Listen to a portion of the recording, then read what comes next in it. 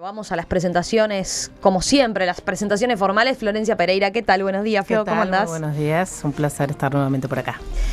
No aquí en estudio, pero sí por teléfono. Tenemos a Heber Gato como invitado en esta mesa de los lunes. ¿Qué tal? Buen día, Heber, ¿cómo estás? Buenos días, ¿qué tal? ¿Cómo están ustedes? ¿Dónde te encontramos? En Punta del Este. ¿Cómo está allí? La mañana también preciosa, ¿no? Está muy agradable, una mañana espléndida. Esperemos tener un día que siga con esta mañana tan esplendorosa, tan agradable, ¿no? Pinta que sí, ¿eh? Ojalá. Bueno, y aquí en estudio también nos acompaña Roberto Lafluf. ¿Qué tal? Buen día, Roberto. Buenos días, un gusto estar acá. Te hacemos repetir después del jueves. Sí, bueno. Te dimos poca un poco de licencia. gimnasia, digamos. Recordemos los datos de Roberto. Es publicista, especialista en marketing y comunicación política, en la que incursionó por primera vez en 2004 con la campaña al Senado de Jorge Larrañaga y se hizo cargo de la campaña publicitaria del senador Luis Lacalle Pou desde 2014, a quien sigue asesorando en materia de comunicación política. Y también le damos los muy buenos días a Margarita Perkovich. ¿Qué tal? Buenos días, Margarita. Un gusto tenerte por aquí. Igualmente. Bueno, Margarita se desempeñó, como ustedes saben, como legisladora en representación del Frente Amplio desde el año 2000 al 2010. Fue fundadora de la bancada bicameral femenina. Actualmente integra la red Pro Cuidados y se define como frente amplista independiente. Bueno, un lujo que estén por aquí. Gracias por venirse desde el este en los casos que lo hicieron.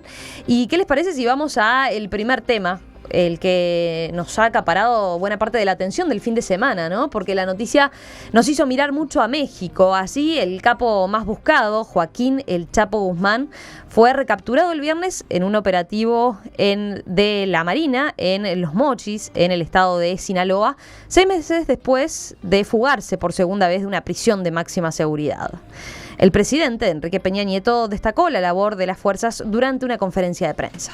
Lograron detener a Joaquín Guzmán Loera.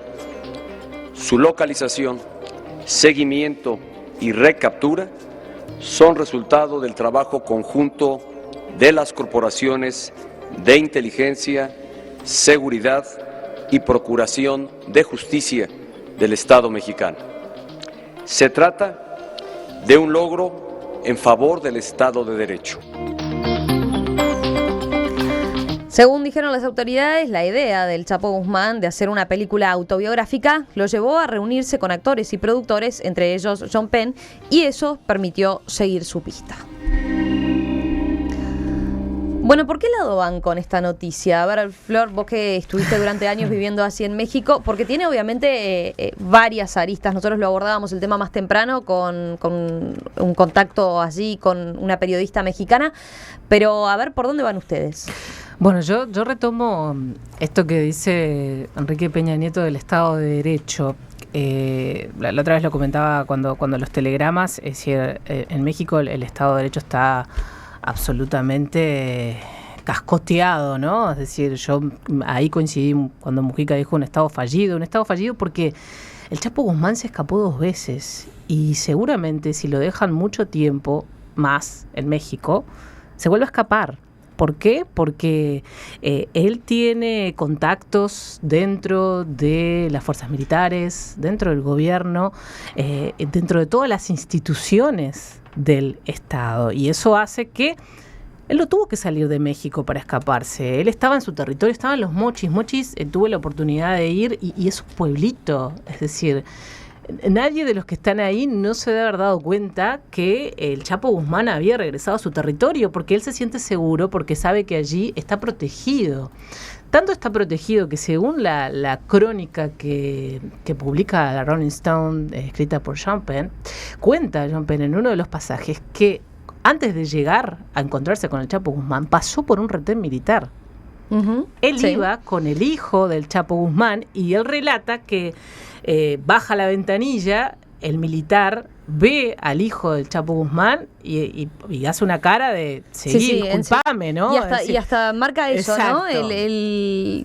La muestra de arrepentimiento por haberlo disculpame que te molesté, disculpame que te molesté. Disculpame que te molesté. Yo creo que eso es como una señal fuertísima de cómo el Chapo tiene, no solo el Chapo es un ejemplo de tantos capos que hay en México, pero sí coincido un poco con la visión que da hoy la periodista mexicana, que ha sido un capo muy mediático, ¿no? Es decir, que ha tenido, y en esa idea de él, de mediático, esa cosa del poder, eso de aparecer, fue lo que lo lleva otra vez a la cárcel, porque le siguen la pista a Kate del Castillo, que después voy a comentar algo sobre Kate del Castillo y John Penn, y termina cayendo. Es decir, él les da a las autoridades las pistas que lo llevan a su recaptura.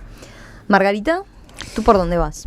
Bueno, yo justamente por donde venía Florencia, me parece que una de las cosas que decía Florencia en una de las mesas anteriores, que es esta lejanía que tiene nuestro país muchas veces, de ese estado que se lo ve como del hemisferio norte y no de América Latina, a pesar de tan latinoamericano que es un problema regional, porque es el ejemplo de algo que sabemos que sucede en muchos estados de América Latina sin la virulencia ni la destrucción del Estado que ha hecho el narcotráfico en el Estado mexicano. Y esa compra a todos los niveles, desde el nivel más territorial, y esto que Florencia señalaba, de un pueblo, de las familias y de la gente que vive en un pueblo, como una estrategia de sobrevivencia, y culturalmente, hasta los más altos niveles en los cuales el Estado de Derecho ejerce su poder, es un tema gravísimo del mundo de hoy. Uh-huh. Y muy especialmente en estas áreas. Entonces me parece que es un llamado de atención para decir, bueno, ¿qué está pasando en los otros países de América Latina? ¿Qué está pasando en el Uruguay?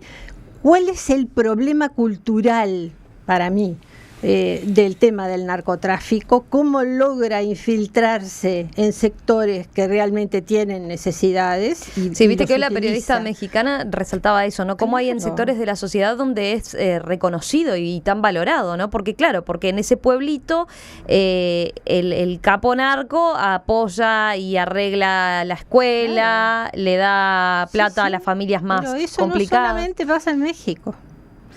Pasa en muchos países de América Latina y también lo hemos podido constatar en nuestro país. Entonces, ¿cómo se combate eso? Cuando además tiene una maquinaria que se introduce en el tema de la cultura y de la sensibilidad y el sentido común del pueblo, con herramientas como estas de una filmografía que seguramente explota esta cuestión de los héroes, que es tan común, y que eso despierta, sobre todo en la gente con menos educación y menos posibilidades de pensar un poco qué hay atrás de eso, también forma parte de cambios culturales que son gravísimos. ¿Roberto? Sí, la verdad que a mí me cuesta analizar más que nada lo que sucede desde el punto de vista de la captura del Chapo Guzmán, y me parece que como que yo me lo imagino separado como en tres partes, ¿no? Una es el aspecto un poco hollywoodesco que digamos que toma todo este tipo de... y que es lo que además más repercute a nivel de medios de comunicación y lo que genera mayor volumen de impacto. Pero hay otros dos elementos que justamente hoy Georgina, la periodista, estaba mencionando, que son los aspectos políticos, la problemática económica, cómo influye desde el punto de vista de la imagen del gobierno, la recaptura del Chapo Guzmán, enfrentando todos los problemas del aumento del dólar y los problemas de la economía. Y después otro elemento que para mí es clave en todo esto, que seguramente yo no conozco mucho, pero la clave es que en algunos gobiernos, particularmente en el mexicano, está tan enquistado el problema del narcotráfico en las instituciones que termina como generando un círculo vicioso del cual no se puede salir. Ahí está sobre la mesa hoy la posibilidad de que sea extraditado a Estados Unidos. Evidentemente la extradición a Estados Unidos cambiaría radicalmente la situación, porque uno se pregunta, bueno, ¿y si el Chapo Guzmán está preso o no está preso? ¿Qué cambia? ¿Qué pasa con los cárteles? ¿Cómo siguen funcionando? ¿De qué depende el hecho de que esté preso o no? Es casi, yo creo que de hecho, en el fondo el Chapo Guzmán está preso en la cárcel o fuera de la cárcel, digo, porque es una persona que obviamente no goza de libertad. Entonces, Creo que el gran debate, para mí, el gran punto de noticia, lo que podría llegar a cambiar estructuralmente esta problemática, es el hecho de que definitivamente sea extraditado o no a Estados Unidos. Algo que parece darse, ¿no? Ayer se inició, de hecho, el proceso. Es un proceso largo, pero bueno, hoy lo comentábamos también con la periodista mexicana, que en un principio parecía haber cierta reticencia del gobierno de Peña Nieto a concretar la extradición. De todas formas, ella nos decía, tampoco había habido tiempo antes de la fuga como para profundizar sobre ese tema. Ahora sí parece que las autoridades están dispuestas justamente a habilitarlo. Heber, ¿tú cómo lo ves este tema? ¿Por dónde vas? Bueno, yo coincido con las intervenciones anteriores de las compañeras y del compañero. Creo que el problema de la droga es un problema que excede incluso a los estados nacionales, si bien supone una oposición entre el Estado de Derecho y el Estado narco, digamos. Es un problema cultural que tiene que ver con el momento que vivimos y que alcanza a los países subdesarrollados, a los países desarrollados. No es casualidad que el mayor consumidor de drogas del mundo sea en este momento los Estados Unidos, ¿verdad? Y que el problema en América se difunda por todos los países. No nos podemos olvidar de lo que significó Pablo Escobar hace poco tiempo en Colombia, un país signado por el problema de la droga y por la producción de la droga en sus propias fronteras, lo que significó Ochoa en un régimen socialista, ¿verdad? Cuando hablo de Ochoa hablo del general que fue juzgado en Cuba por sus vinculaciones con el mundo de la droga, lo que significó ahora en la Argentina, que están buscando desesperadamente a uno de los Lanata y a su compañero de fechorías. Sí, los acaban de encontrar, pero sin duda este caso que mencionás también es otro ejemplo, ¿no? De lo que impacta. Exacto. Y de lo que ha ganado el terreno del narcotráfico en el continente. Los acaban de capturar. Sí. Bueno, yo verdaderamente me alegro, pero creo que son episodios que no modifican un fenómeno de tipo sociocultural que tiene que ver con muchísimas cosas, tiene que ver con la modernidad, tiene que ver con las formas de inserción del Estado en la sociedad, tiene que ver con las sociedades civiles del mundo, tiene que ver con el capitalismo o con el socialismo, como les decía recién. Es decir, es un problema muy difícil de combatir en la medida que implica una moda, como decía Margarita, ¿no? O una forma de ser de las nuevas formaciones culturales, lo que es la droga entre los jóvenes, por ejemplo, un problema terriblemente difícil de combatir. De modo que la caída del Chapo Guzmán es un episodio importante, sin duda estaba desmereciendo al Estado mexicano. Uno veía que la corrupción avanzaba allí de modo irrefrenable ante el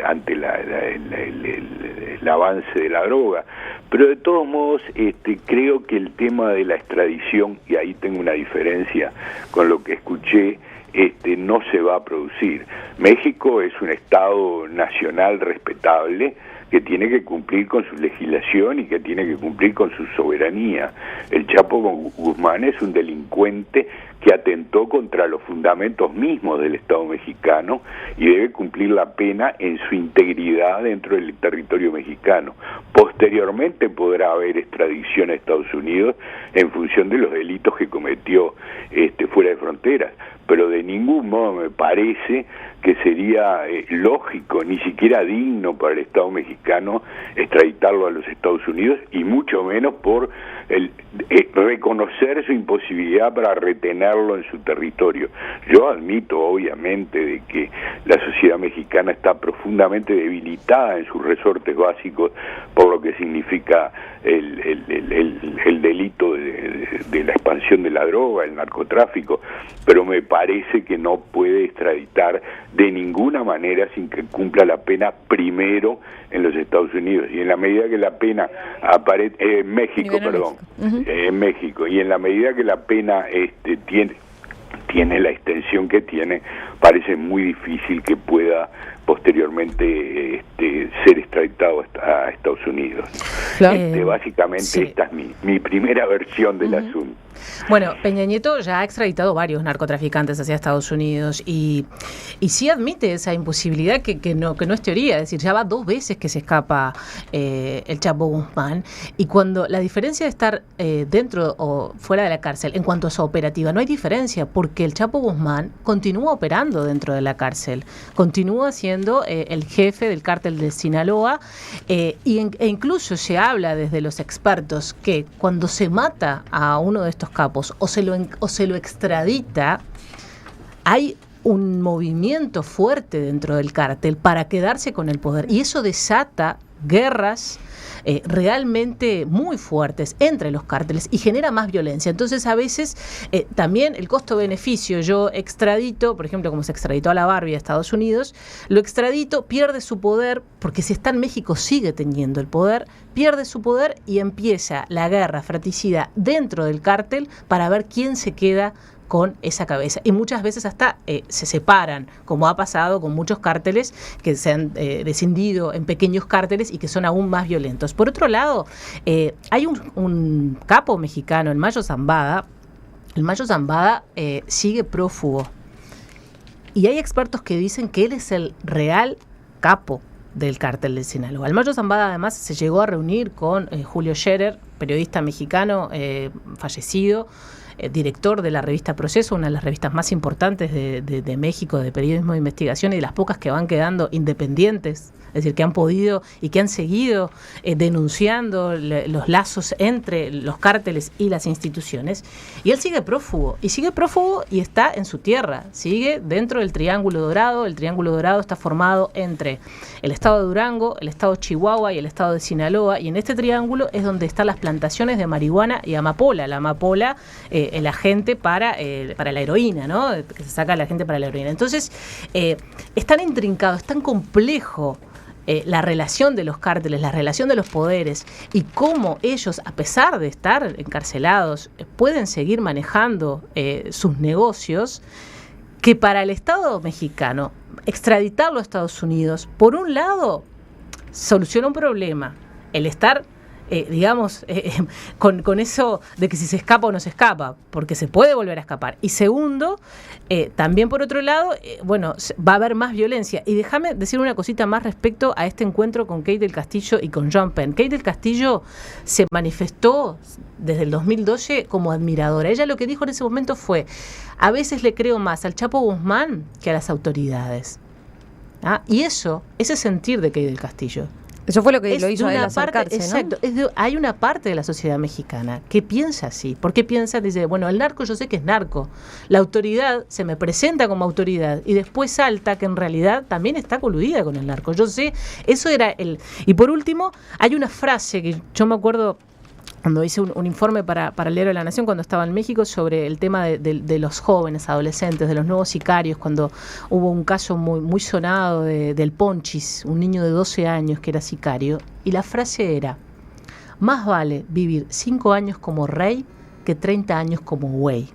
Güey, se imaginarán un poco la traducción, ¿no? De como entre comillas pelotudo que está todo el tiempo trabajando 8 horas y gana 3 pesos. Bueno, ese es el razonamiento de una parte de los jóvenes mexicanos que ya están como sicarios a los 12, 13 y 14 años dentro del narco mexicano. Y ojo con eso, porque acá estamos viendo el fenómeno en los barrios más marginales de nuestro país, de niños que lamentablemente, de adolescentes que lamentablemente están siendo cooptados por el narcotráfico. Margarita.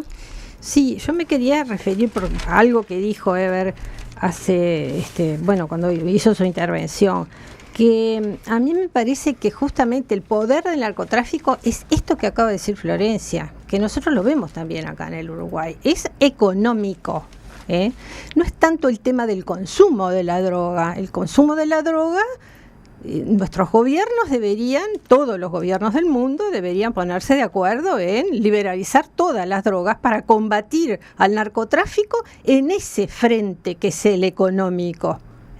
Y a eso es a lo que no llegamos nunca, porque también hay intereses internacionales que no lo permiten. Hay mucha gente que gana con la guerra contra las drogas. Entonces, para mí el problema es la sujeción, esa jerarquía económica de sujeción del narcotráfico, que termina con familias y por supuesto con chiquilines diciendo yo prefiero ser un narco, que eso lo tenemos acá, hecho en estudios que ha hecho la universidad y encuestas entre los jóvenes, prefiero ser un narco y tener dinero a estar trabajando 8 horas para que me paguen 10.000 pesos. Uh-huh. Entonces, ¿cómo se combate eso? Es un tema económico y por lo tanto el combate es distinto, es un combate en su mismo frente que es el económico y que lamentablemente no encontramos fortalezas en nuestros gobiernos como para enfrentarlo. Roberto. Sí, yo no estoy tan seguro que solamente sea un problema económico, que es económico seguro porque es lo que mueve los intereses. Hay un aspecto muy curioso en todo este proceso del Chapo Guzmán en México. No ha sido procesado por narcotráfico. A él se le procesó por lavado de dinero, de activos y otros elementos. O sea, es casi como increíble. O sea, todo el mundo habla claramente de que estamos hablando frente posiblemente al narcotraficante más importante del mundo y cuya fortuna se le calcula por encima de los $1.000 millones. Y no está procesado. O sea, ha sido preso en 2 oportunidades y no está procesado por narcotráfico. Hay algo que está mal. Uh-huh. Y el problema, yo creo que, entiendo que, por ejemplo, en nuestro país está pasando ese proceso de generación desde abajo y que es muy difícil de atacar. Yo creo que hay un problema, hay un escalón, hay como una pantalla distinta cuando se pasa a que los poderes del narcotráfico se introducen en los poderes institucionales. Y yo creo que en México, obviamente, ese es el caso. Es inexplicable que la justicia no pueda procesar por narcotraficante a Chapo Guzmán. Por eso el interés de Estados Unidos de extraditarlo, porque ahí seguramente va a cambiar rápidamente la carátula. Lo que sucede es que en este momento la problemática más grande desde el punto de vista de cuando eso pasa a un nivel que ocupan las instituciones, cambia la realidad. Yo creo que lo que estaba pasando, la situación de Argentina está en un proceso, o viviendo un proceso similar. Es muy difícil saber qué es lo que pasa en otros países, y es muy difícil conocer los detalles, pero uno intuye de que la penetración empieza a calar ese tipo de escalas. Y ahí es donde yo creo que efectivamente se ingresa en un circuito del cual es muy difícil de salir. Heber, tus últimos comentarios, no sé si vas por este lado de por dónde empezar a combatir el narcotráfico, como esbozaban Margarita y Roberto, o también quedó pendiente el comentario de la extradición por esta discrepancia que tenían con Florencia. Yo quiero decir que coincido absolutamente con la gravedad, la importancia y la trascendencia internacional de este tipo de delitos. El hecho de que México, por ejemplo, como acaba de señalar el compañero, no lo haya podido procesar por tráfico de drogas es muy significativo. Yo no sé cuáles son los elementos que llevaron a la justicia mexicana a tomar ese tipo de determinación. Una cosa hay que tener en cuenta, una cosa es la verdad social, la verdad moral, la verdad, que todos manejamos, y otra cosa es la evidencia judicial, ¿verdad? Para poder procesar a alguien por cualquier delito hay que tener pruebas que vayan más allá de lo notorio del comportamiento. Insisto, yo no sé por qué fue procesado por un delito y no por otro. Pero, y además coincido también con, la debilidad del Estado mexicano para poder procesar al Chapo Guzmán frente a los terribles delitos que cometa. No hay cosa peor y más destructora del tejido social que los delitos de narcotráfico, porque atacan a los viejos, a los jóvenes, atacan los fundamentos últimos de la sociabilidad en una nación. De manera que en ese aspecto estoy totalmente de acuerdo. Ahora, creo y sigo creyendo firmemente que el Estado mexicano no puede extraditar a nadie, como no lo puede hacer el Estado uruguayo, el Estado argentino o el Estado que fuere, sin que la persona implicada cumpla con su castigo dentro de la sociedad que donde cometió sus delitos. Yo admito además que estos delitos son internacionales, naturalmente que sí lo son, pero la fuente delictiva está en México, y es en México donde él tiene que ser castigado por todo el tiempo que sea necesario. Luego podrá ser extraditado a cualquier otro lugar del mundo que lo requiera. Por ejemplo... Heber, ¿pero lo planteas como un aspecto legal o desde el punto de vista político de qué entendés que lo conveniente? Tiene que ver con el aspecto legal, sin duda, porque así lo establece el derecho nacional y el derecho internacional, pero tiene que ver con un aspecto simbólico. Un Estado que no es capaz de cumplir con el derecho penal, que no es capaz de cumplir con sus obligaciones respecto a sus ciudadanos, está declinando su soberanía, está cediendo aquello que es básico para el reconocimiento del Estado. De manera que en ese balance de más menos que hacemos, en realidad no tenemos elementos, se puede escapar de nuevo. No, el Estado mexicano tiene que reafirmar su capacidad para hacer cumplir la ley, y hacer cumplir la ley significa que el Chapo tenga que cumplir su condena dentro del Estado mexicano. En esto no tengo la más mínima duda, es un aspecto simbólico que es tan importante desde el punto de vista de la soberanía nacional como lo es el delito de narcotráfico desde el punto de vista social. De manera que en ese balance difícil entre ambas cosas, no tengo la menor duda que México debe cumplir con sus obligaciones constitucionales.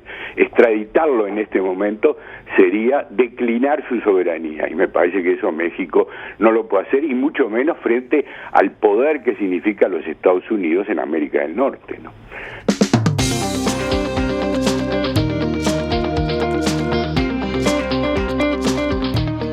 Seguro Americano Medicina Privada. 2-708-2019.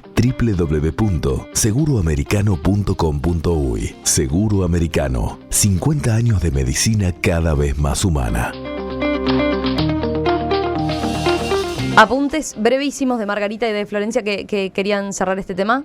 Desde el punto de vista jurídico, como está hablando Heber, yo me parece que hoy hay problemas internacionales, porque estamos en un mundo globalizado, que también requieren una justicia internacional.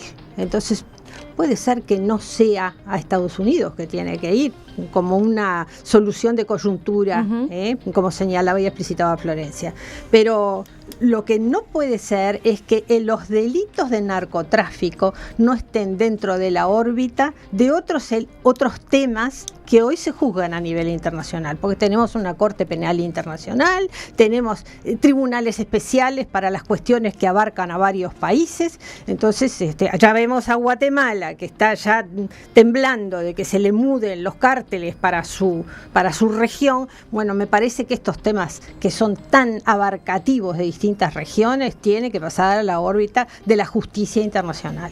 Claro. Que las instituciones están corroídas en México y que el Chapo Guzmán se puede volver a escapar, eso, digamos, no, o sea, va dos veces, es decir, y la tercera puede ocurrir en cualquier momento. Que la soberanía de México en este tema está absolutamente deprimida, absolutamente. El mayor tráfico de armas hacia México viene de Estados Unidos. Hubo una operación de Rápido y Furioso que fue bastante famosa, en la cual se permitió la entrada de armas de forma controlada para un operativo en el cual a veces ni siquiera todo el Estado mexicano estaba, es decir, la pérdida de soberanía ya es un hecho, ¿no? Es decir, más allá de lo jurídico, lo fáctico, lo es. Y un último apunte que quiero hacer que es sobre este tema de Sean Penn, más que nada por lo que me toca como periodista. Sean Penn, como periodista, es un gran actor.